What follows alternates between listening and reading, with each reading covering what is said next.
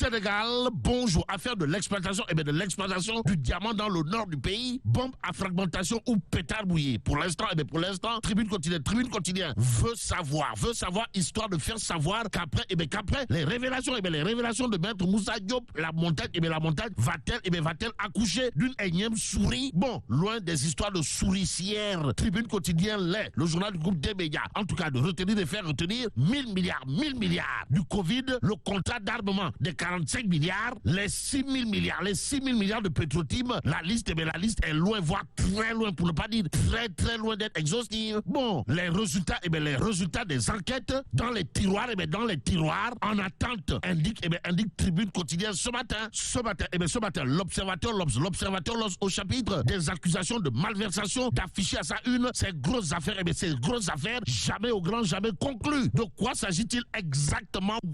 L'Observateur L'Obs en veut pour preuve l'affaire des 94 milliards de Mahmoud Diallo, Hadjibou Soumaré et les 12 millions d'euros de Marine Le Pen. Abdoulaye, accusation de 100 millions de francs CFA. De 100 millions de francs CFA pour les terrains et entre autres, accusations de malversation notées ça et là. Explique le journal du groupe Futur Média ce matin.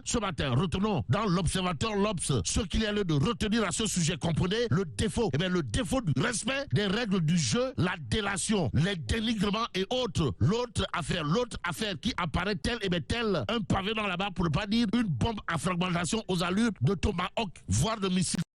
C'est l'affaire des diamants. Et là, l'Observateur L'Obs de révéler la ligne de défense de Maître Moussa Diop devant les enquêteurs de la sûreté urbaine, en attendant que tout soit clair. Comme de l'eau de roche, Wolf quotidien de révéler à sa une, à Lingouillaï, trop d'affaires pour un candidat. Il est question pour le quotidien du groupe Wolf Fadjri de revenir en long et en large sur les affaires, dans lesquelles le nom de Aly Ngouille Ndiaye a été régulièrement cité. De quoi s'agit-il?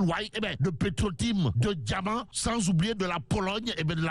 Renseigne tout simplement et tout bonnement Wolf quotidien ce matin à la question de savoir s'il s'agit là de cafards, pour ne pas dire de cadavres, dans le placard d'un candidat et pas n'importe lequel. Aly Ngouille Ndiaye en l'occurrence. Le Témoin quotidien pour sa part de barrer sa une d'une interrogation. En tout cas, présidentielle 2024, Boun Abdallah Dionne, Mamboy Diao, Aly Ngouille, tombeur d'Amadou Ba. Retenons une chose d'après le Témoin quotidien, de la même manière que le régime PS n'avait pas survécu aux défections de Djiboka et Moustapha Niasse, de la même manière que le départ de Macky Sall et de Idrissa Seck avait été fatal au pouvoir de Wade, Amadou Ba réussira-t-il à se faire élire malgré les rébellions de Mahammed Boun Abdallah Dionne, Aly Ngouille Ndiaye et Mamboy Diao? Interroge le Témoin quotidien. En attendant, restons avec le journal trentenaire et piloté de maître par mon confrère Mamadou Oumar Ndiaye, alias Gramon, qui, au sujet de Pros, comprenez l'apôtre du Bourok, Ousmane Sonko en l'occurrence, semble indiquer que Tei Soubele n'était libi. Bon, jour de vérité pour Ousmane Sonko. C'est ce que retient et fait retenir le Témoin quotidien. D'où l'interrogation du journal, à savoir radiation, réintégration sur les listes électorales. En tout cas,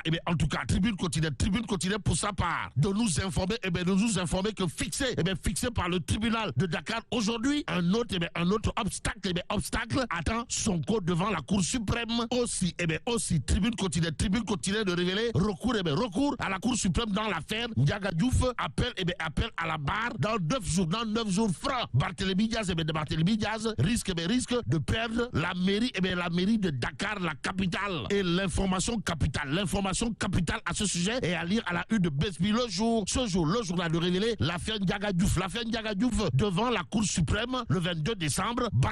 Barthélémy Diaz à l'état civil, Barthélémy Toy Diaz face au feu. Bon, si la Cour ne casse pas, alors là, pas du tout la décision, il sera révoqué. Barthélémy Diaz sera révoqué de ses fonctions de maire et de député, indique Besbi le jour. Le journal d'ajouter ce qu'avait dit Barthélémy Diaz en 2022, à savoir, je ne bougerai pas. Alors là, pas du tout de la mairie ni de l'Assemblée l'Assemblée nationale. Bon, tension en vue. Tension en vue avec Macky après, après le pacte du dialogue, informe Besbi le jour. Ce jour, Réumi quotidien d'afficher à sa une risque de révocation du maire de Dakar. Barth, un pied dehors, en tout cas condamné à 2 ans dont 6 mois ferme dans l'affaire Ndiaga Diouf. Le maire de Dakar, le maire de Dakar devrait perdre son mandat en cas de confirmation de la peine par la Cour suprême, d'après toujours Réumi quotidien ce matin, le journal en tout cas de renseigner la date de l'audience fixée au 22 décembre, au 22 décembre prochain. Que retenir d'autre en tout cas sinon ce que nous livre l'Observateur, l'Obs, le journal du groupe Futur Média en tout cas de révéler l'affaire Ndiaga Diouf devant la Cour suprême le 22 décembre. Barthélémy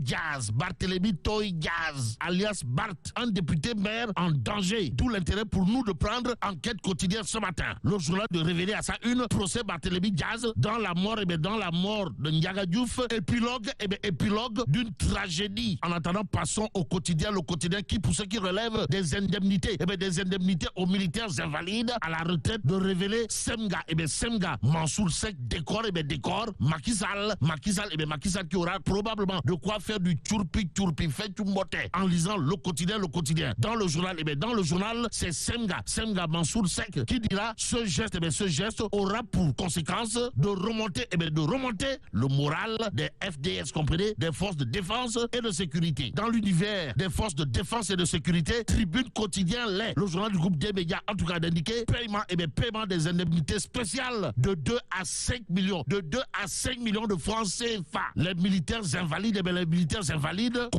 contestent l'annonce de la DILPA et menacent ou le box sont tentés de dire. Que dire d'autre autour de l'actualité de Tribune quotidienne, sinon le journal dans ses colonnes de parler de méga conférence de la jeunesse ce vendredi. Ainsi, il conviendrait de retenir que le but de la manœuvre serait inspirer et d'encourager les jeunes à atteindre leur plein potentiel. Bon, le dernier recensement général de la population et de l'habitat 2023 réalisé par l'Agence nationale de la statistique et de la démographie a montré que la moitié de la population est constituée de jeunes avec un âge médian de 19 ans. Bon, les moins de 35 ans représentent 75% de la population, les jeunes de moins de 15 ans 39%. C'est pourquoi la plateforme pilotée par Anna Emmanuel Diouf Sarr a initié une méga conférence dédiée à la jeunesse. En attendant, passons à Libération quotidienne ce matin pour terminer. Le journal de parler d'assassinat, du gérant d'une station service à Touba, histoire de révéler 2 pompistes placés en garde à vue au vu de la situation. Mais là tu dong de Allah. Bon, que Dieu préserve le Sénégal.